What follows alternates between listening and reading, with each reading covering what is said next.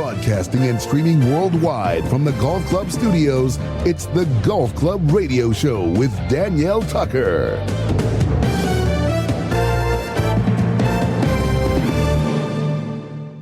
You can buy new equipment and practice your swing, but peace of mind is the best way to improve your game. Our mission at Cypac is to safeguard organizations from cyber attacks and business disruption. We are an elite group of cybersecurity specialists providing the deepest level of cyber protection anywhere in Hawaii. As local residents with businesses and families, we are fully invested in protecting Hawaii's livelihoods and assets. With the serenity that comes from having Cypac watching your network and infrastructure, you can completely focus on your next swing. Call 808-861-9595 or on the web at cypac.com. That's CYPAC.com. Attila Seress is President Cypac, IT Management and Cybersecurity, based right here in Hawaii. Welcome into the clubhouse, Attila. Thank you for having me, Danielle. Absolutely. Pleasure having you. And I'd like to start off right away from your news feed, your news stream on your Twitter page, Cypac Tech. And we hear about cyber attacks all the time, as I mentioned. Over Labor Day, the LA Unified School District had a ransomware attack. Now, you know, to me, attacking a school district, what? But they do it, I guess, because they do it. They can get information on the kids and the parents within the system. And there's somebody called the Vice Society that targets the education sector, where sensitive student data is stored on school systems or third-party companies. That's scary, isn't it? It goes from the school system to a third-party company. Anyway, so Cypac is offering a free report card for Hawaii schools to evaluate their cybersecurity. Let's talk about this thing about hacking and what you're doing for Hawaii schools. Well, you're right, Danielle.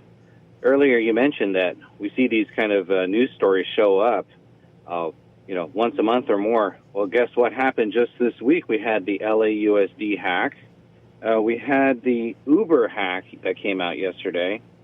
And also, bad guys got into the feed for Microsoft Edge browsers.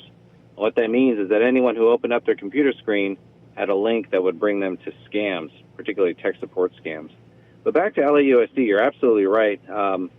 Schools are a vulnerable target, and these kind of bad actors, they like to jump into networks and cause disruption right before a long weekend. So, of course, the LAUSD suffered it. They were hit over a Labor Day weekend.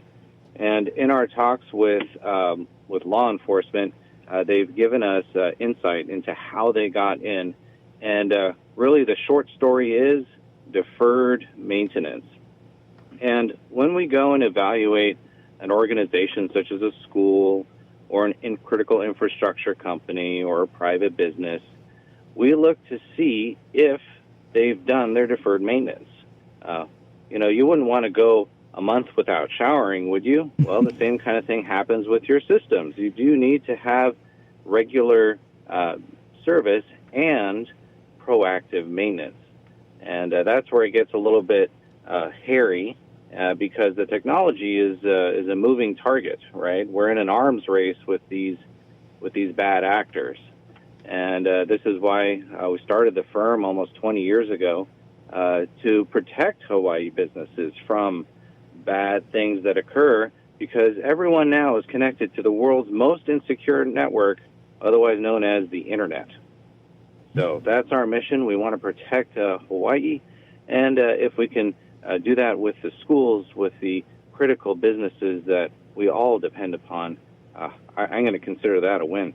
Yeah. Absolutely. So you're offering a free report card for Hawaii schools to evaluate their cybersecurity.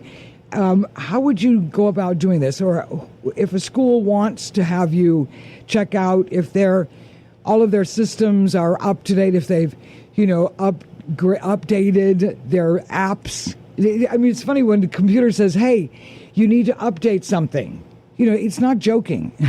Really, you need to do it, yeah?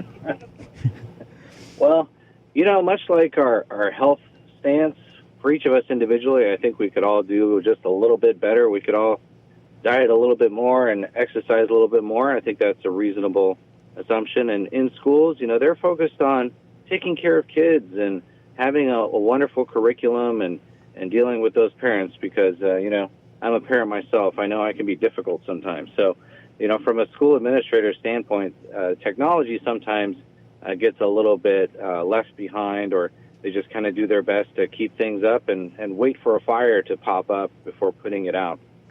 So we do go into schools and we do a complete A to Z network vulnerability assessment. So we jump inside and we scan the entire network, and then based on that, we put together a report card, much the same way as your kids might get.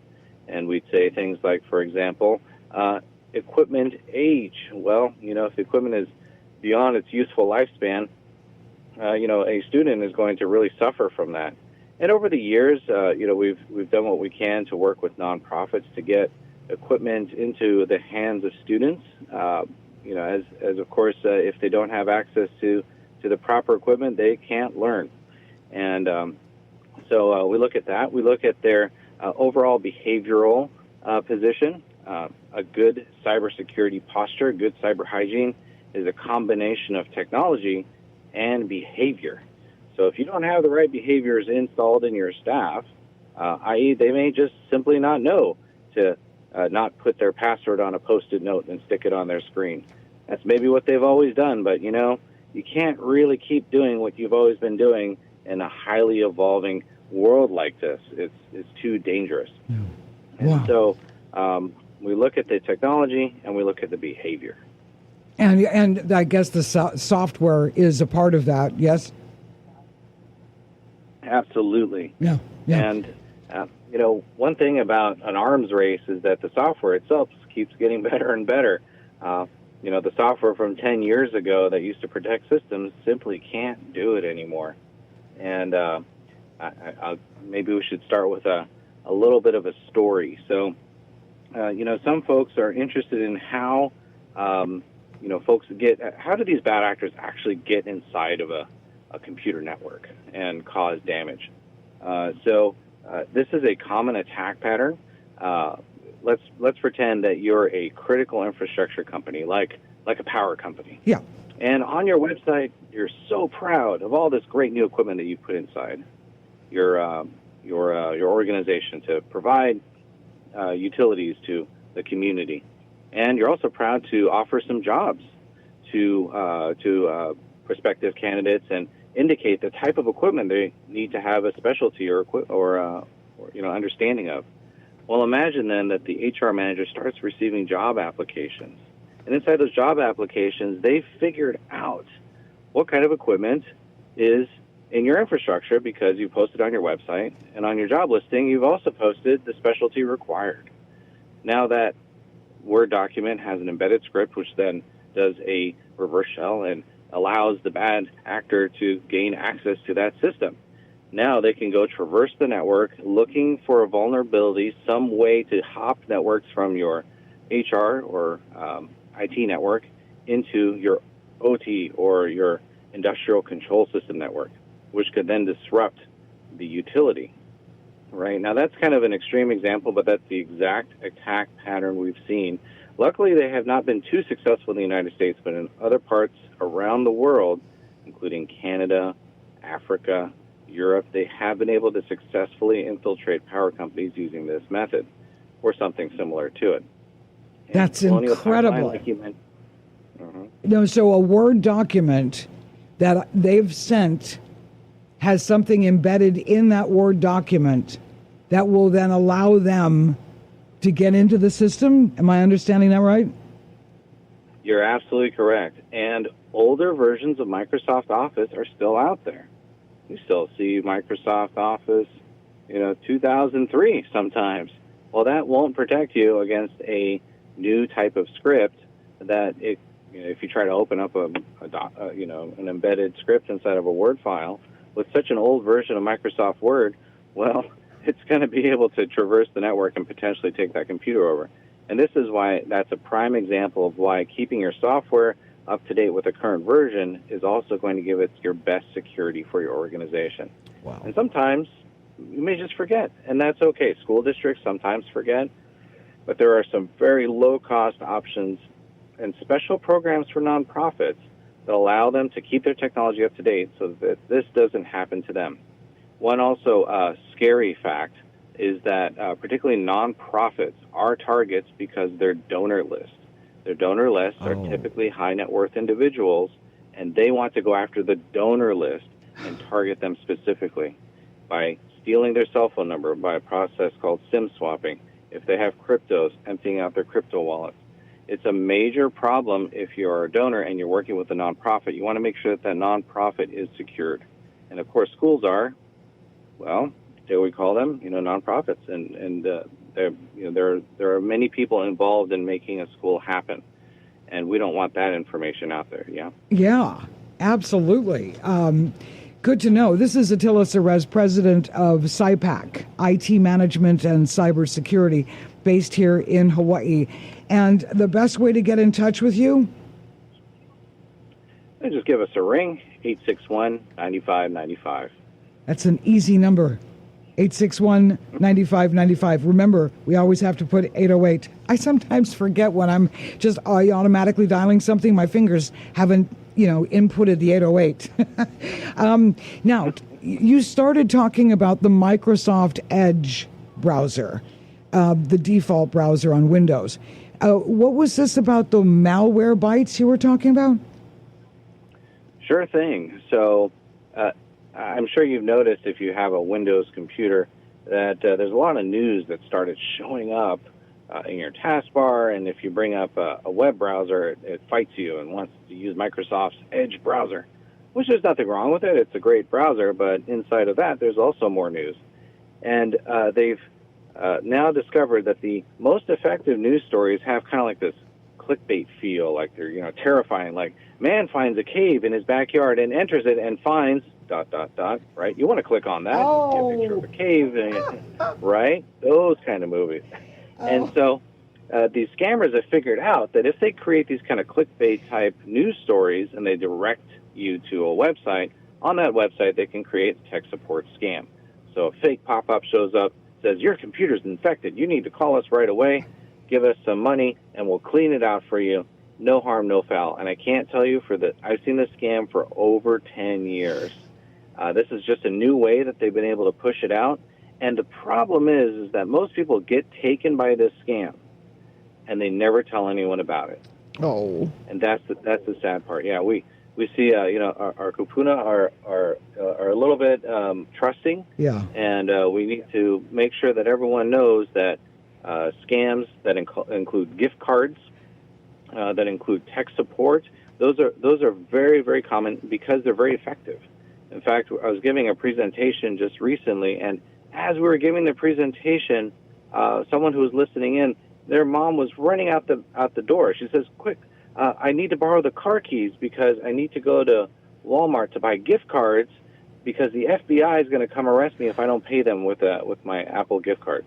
Oh. It's not how it works.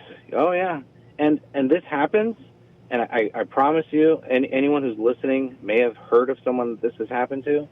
And they may not have told anyone, and they could have gotten taken over and over and over again. That's terrible. Scams are an old industry, well-oiled machine, and human psychology has not changed in a few thousand years. So they're able to capitalize on our own internal operating system that has not been upgraded. So a little bit of education goes a long way. Yeah, the old adage, anything that seems too good to be true is. And then the other one is I've had it happen where somebody called and said, so-and-so's been arrested and they're asking for your help. And they have a name that's right, but unfortunately the location was completely wrong since the person was standing next to me. But you still, even though there's something that's just so terrifying about an emergency call telling you that you need to help somebody who's in distress in your family. It's just, until you get so desensitized to the whole thing, you just hang up on them. Well, impersonation scams are a real problem, and what you're describing is an individual impersonation scam. So in this instance, they may steal, a few $100s or a few $1,000s from you. The fight that we have to deal with on a regular basis has to do with that on a business level. It's called business email compromise. It is the number one reported problem to the FBI, according to the FBI's IC3 annual report. That's their Internet Crime and Complaint Center. We've seen the smallest amount being $30,000, the largest amount being over $500,000 by those impersonating contractors and subcontractors and being able to steal that money. In fact, I remember some years back we did a show on this where an AO had over $250,000 stolen through such an impersonation scam of one of their subcontractors. So vendor impersonation is very serious, and it goes even worse than that. The Target breach that was made famous a few years ago, that happened because an HVAC vendor had their infrastructure infiltrated, and then they were able to hop into Target's infrastructure and steal all the customer data. So this is a real problem from the bigger standpoint. But the same tactics are used to try to manipulate you into sending money to someone who you think is a close friend who's stuck in a far-off country. Right. Exactly. I mean, it's so easy to fall for that. And just one final note. We hear about companies being attacked, cyber attacks, large corporations, hospitals and power companies. I mean, all of these, I always think to myself, why don't they have security? I mean, how are these people getting in? Is it that they're so much better at getting in than our equipment is at protecting, or we're just failing to upgrade the systems? A little bit of both. Sometimes there's some deferred maintenance on the equipment side, or they don't invest properly because they feel that everything's been working fine as is. Why invest in added protection? Okay. And the other half of that is behavior. So the Uber hack that the news that broke yesterday, that was specific to user behavior. All they had to do was get inside of one account, and then from there they were able to traverse the network and start stealing data. So they just clicked once on an annoying message that showed up a bunch of times, and that was it. They got in. And in fact, all signs point to that hacker for Uber being a pretty young guy. So this was not a nation state. Yeah, it's pretty interesting. Yeah. So that guy's got job security. All right. So how do we get your newsletter, Deep Watch? Sure thing. We do our best to try to provide free resources to the community. We send out a weekly email newsletter with kind of a curated content of the most relevant stuff. And we try to keep it positive. It's very easy to go down a deep, dark hole and be afraid. But every bit of news that we send out, we take a piece of information that's relevant to you, and we give you an actionable something, some sort of takeaway that you can do today. So, for instance, the one that we sent out yesterday indicated this edge compromise, and we showed you how to click a few buttons and then make all that fake news go away. So you can do all these things very easily. Go to our website, cypac.com. That's CYPAC.com. There's the Deep Watch link, and you can subscribe to our newsletter, and we'll send you out that stuff on a weekly basis. We want to help try to keep the community safe. We do our regular webinars and presentations and all kinds of stuff, and you can benefit from that by following us also on social media as well as that email newsletter. Awesome. And if you'd like to get in touch with Attila Seress, president of Cypac IT Management and Cybersecurity, based right here in Hawaii, the number is 808-861-9595. Great talking with you, Attila. Thanks so much for being on the show. Thank you for having me, Danielle. Absolutely. Aloha. Aloha.